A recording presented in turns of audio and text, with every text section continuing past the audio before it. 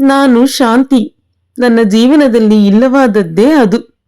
ಯಾವಾಗಲೂ ಕುಡಿದು ನನ್ನನ್ನು ಹಿಂಸಿಸುವ ಗಂಡ, ಮಾತು ಕೇಳದೆ ಪ್ರಪಂಚವನ್ನೇ ಮರೆತು ಫೋನ್ನಲ್ಲಿ ಮುಳುಗಿದ ಮಗಳು, ಸ್ನೇಹಿತರೇ ಪ್ರಪಂಚವೆಂದು ತಿರುಗಾಡುತ್ತಿರುವ ಮಗ. ಸಮಾಧಾನವಿಲ್ಲದ ಈ ಜೀವನ. ಯಾರು ನನಗೆ ಸಮಾಧಾನ ಕೊಟ್ಟಾರು? ಪಕ್ಕದ ಮನೆಯ ರೋಸಿಯ ಆಗಮನ. ಅಕ್ಕ, ಅಕ್ಕ, ಏನಾಯ್ತು? ಯಾಕೆ ಒಬ್ಬರೇ ಮಾತಾಡ್ಕೊಳ್ತಾ ಇದ್ದೀರಾ? ಹಾ, ಏನು ಮಾಡಲಿ ರೋಸಿ, ನಿನ್ನ ಹಾಗೆ ನನಗೆ ಒಳ್ಳೆಯ ಕುಟುಂಬವಿಲ್ಲ.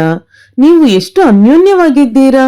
ನೀವೆಲ್ಲರೂ ಒಟ್ಟಾಗಿ ಕೂತು ಊಟ ಮಾಡುತ್ತೀರಾ, ಮಕ್ಕಳ ಜೊತೆ ಆಗಾಗ್ಗೆ ಎಲ್ಲೋ ಆಚೆ ಹೋಗುತ್ತಿರುತ್ತೀರಾ.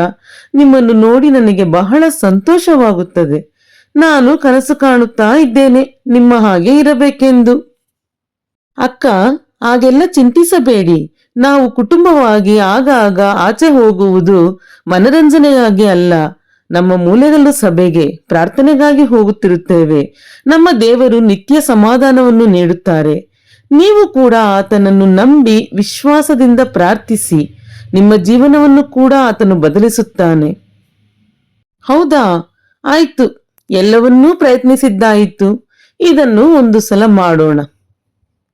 ಈಗ ಶಾಂತಿ ತನ್ನನ್ನು ಪ್ರಾರ್ಥನೆಯಲ್ಲಿ ತೊಡಗಿಸಿಕೊಳ್ಳುತ್ತಾಳೆ. ಯೇಸುವೆ, ನಿಮ್ಮ ಬಳಿ ಹೇಗೆ ಪ್ರಾರ್ಥಿಸುವುದು ನನಗೆ ಗೊತ್ತಿಲ್ಲ. ರೋಸಿ ಹೇಳಿದ ಹಾಗೆ ನಾನು ನಿಮ್ಮನ್ನು ವಿಶ್ವಾಸಿಸುತ್ತೇನೆ.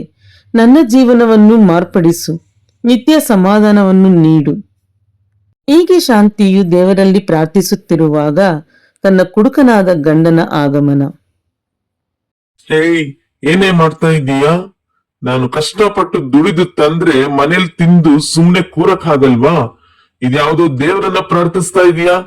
ನಿನಗೆ ಇನ್ನು 4 ಬಿಟ್ರೇನೆ ಸರಿ ಹೋಗ್ತೀಯಾ? ಹೀಗೆ ಹೇಳಿ ಹೆಂಡತಿಯನ್ನು ಚೆನ್ನಾಗಿ ಹೊಡೆಯಲು ಶುರು ಮಾಡಿದ. ಶಾಂತಿಯ ಮಗಳು ಪ್ರೀತಿ ತಾನು ಒಬ್ಬ ಹುಡುಗನಿಂದ ಮೋಸ ಹೋಗಿದ್ದಾಳೆ. ಆತ್ಮಹತ್ಯೆಗೆ ಪ್ರಯತ್ನ ಮಾಡುತ್ತಾ ವಿಷದ ಬುಡ್ಡಿಯನ್ನು ಕೈಯಲ್ಲಿ ಹಿಡಿದುಕೊಂಡು, ಅಯ್ಯೋ, ನಾನು ಅವನನ್ನು ಎಷ್ಟೋ ಪ್ರೀತಿಸಿದೆ. ಅವನಿಗಾಗಿ ನನ್ನ ಮನೆಯವರನ್ನೆಲ್ಲ ನಿರಾಕರಿಸಿದೆ. ಅವನೇ ನನ್ನ ಜೀವನ. ಅವನಿಲ್ಲದೆ ನಾನು ಹೇಗೆ ಬಾಳುವುದು? ಈ ವಿಷ ಕುಡಿದು ಸಾಯುತ್ತೇನೆ. ಈ ಪ್ರಪಂಚದಲ್ಲಿ ಯಾರೂ ನನ್ನನ್ನು ಪ್ರೀತಿಸುವುದಿಲ್ಲ. ನಾನಂದರೆ ಯಾರಿಗೂ ಇಷ್ಟವಿಲ್ಲ. ವಿಷದ ಬುಡ್ಡಿಯೊಡನೆ ಮಗಳನ್ನು ಕಂಡ ತಾಯಿ, ಪ್ರೀತಿ, ಏನು ಮಾಡ್ತಾ ಇದ್ದೀಯಾ? ನನಗೆ ನಿನ್ನ ಮನಸ್ಸಿನ ನೋವು ಗೊತ್ತಿದೆ. ಮನುಷ್ಯರ ಪ್ರೀತಿ ನಿರಂತರವಲ್ಲ. ಸಮಾಧಾನದಿಂದಿರು.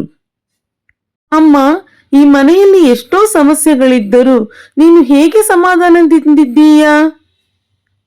ಪ್ರೀತಿ, ನಾನು ಯೇಸುವನ್ನು ನಂಬಿಕೊಂಡೆ. ಆತ ನನಗೆ ನಿರಂತರ ಸಮಾಧಾನ ಕೊಟ್ಟನು. ನೀನು ಆತನನ್ನು ನಂಬು, ವಿಶ್ವಾಸದಿಂದ ಪ್ರಾರ್ಥಿಸು.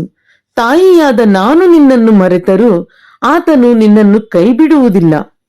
ಸರಿ ಅಮ್ಮ, ಇಂದಿನಿಂದ ನಾನು ನಿನ್ನ ಜೊತೆ ಆತನನ್ನು ಪ್ರಾರ್ಥಿಸುವೆ.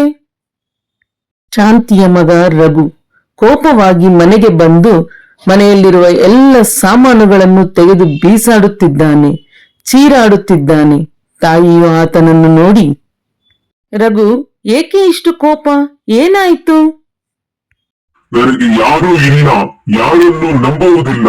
ನನ್ನ ಎಲ್ಲಾ ಸ್ನೇಹಿತರು ನನ್ನನ್ನು ವಂಚಿಸಿದ್ದಾರೆ, ನನಗೆ ದ್ರೋಹ ಮಾಡಿದ್ದಾರೆ.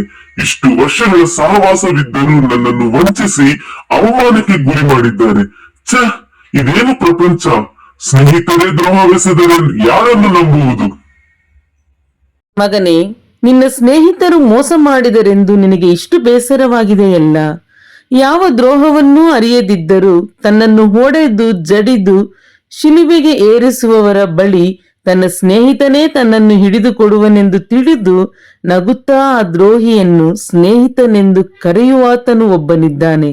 ಆತನನ್ನು ನಂಬು, ಆತನು ನಿನಗೆ ಸ್ನೇಹಿತನಾಗಿರುತ್ತಾನೆ. ಆತನೇ ಯೇಸು. ಸರಿ ಅಮ್ಮ, ಇಂದಿನಿಂದ ನಾನು ನಿನ್ನ ಹಾಗೂ ತಂಗಿಯ ಜೊತೆ ಸೇರಿ ಆತನನ್ನು ಪ್ರಾರ್ಥಿಸುತ್ತೇನೆ. ಮೂವರು ನೆಮ್ಮದಿಯಿಂದ ದೇವರ ಬಳಿ ಪ್ರಾರ್ಥಿಸುತ್ತಿದ್ದಾರೆ. ಶಾಂತಿಯ ಕುಡುಕನಾದ ಗಂಡ ಮನೆಗೆ ಬಂದನು. ಓ, ನೀನು ನನ್ನ ಮಕ್ಕಳನ್ನೂ ಹಾಳು ಮಾಡಿದೀಯಾ? ಎಷ್ಟು ಹೊಡೆದರೂ ನಿನಗೆ ಬುದ್ಧಿ ಬರಲಿಲ್ಲವೇ?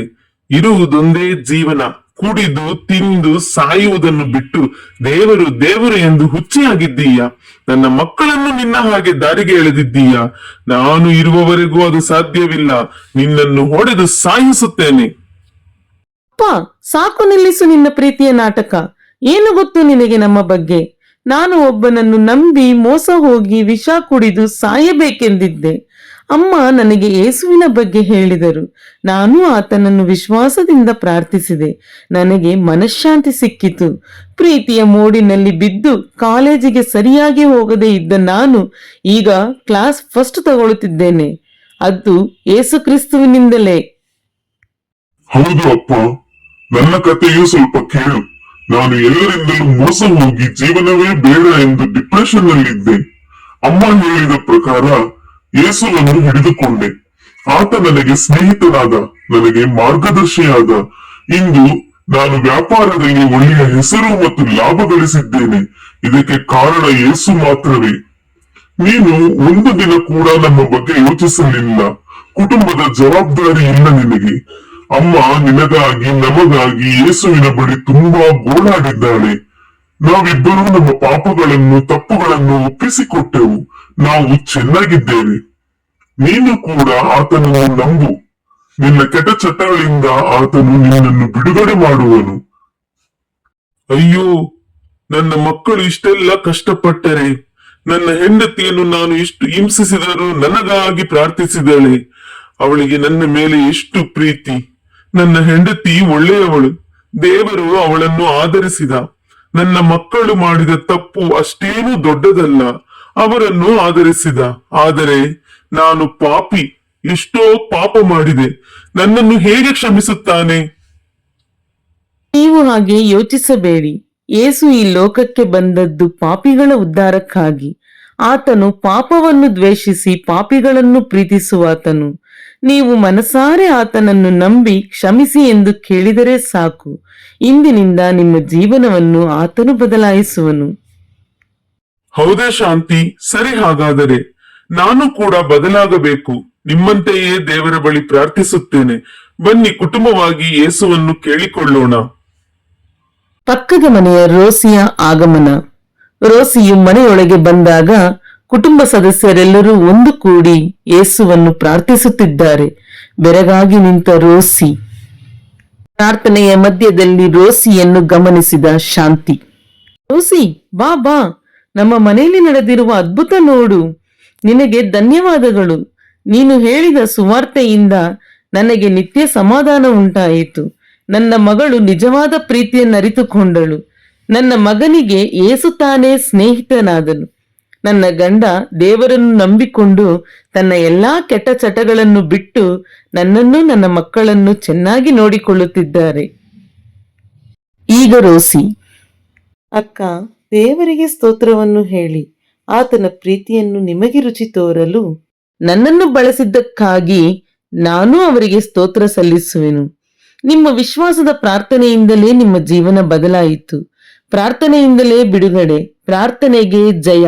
ಪ್ರಾರ್ಥಿಸುವ ಯಾರೂ ಕೂಡ ಸೋಲುವುದಿಲ್ಲ. ಜ್ಞಾನೋಕ್ತಿಗಳು 14:1 ಪ್ರಕಾರ ಬುದ್ಧಿಯುಳ್ಳ ಸ್ತ್ರೀ ತನ್ನ ಮನೆಯನ್ನು ಕಟ್ಟಿಕೊಳ್ಳುವಳು. ನೀವು ಹಾಗೆ ಬುದ್ಧಿವಂತಿಕೆಯಿಂದ ನಡೆದುಕೊಳ್ಳಲು ನಿಮಗೆ ಸಹಾಯ ಮಾಡಿದ ಯೇಸುಕ್ರಿಸ್ತುವಿಗೆ ಕೃತಜ್ಞತೆಗಳನ್ನು ಸಲ್ಲಿಸಬೇಕಲ್ಲವೇ? ನಮ್ಮ ಕಾರ್ನರ್ ಸ್ಟೋನ್ ಸಭೆಯಲ್ಲಿ ಇದೇ 25ರಂದು ಕ್ರಿಸ್ಮಸ್ ಸೆಲೆಬ್ರೇಷನ್ಸ್ ಇದೆ. ನೀವು ಕೂಡ ನನ್ನ ಜೊತೆ ಬನ್ನಿ. ಕುಟುಂಬವಾಗಿ ಆತನಿಗೆ ಕೃತಜ್ಞತೆಗಳನ್ನು ಸಲ್ಲಿಸಿ.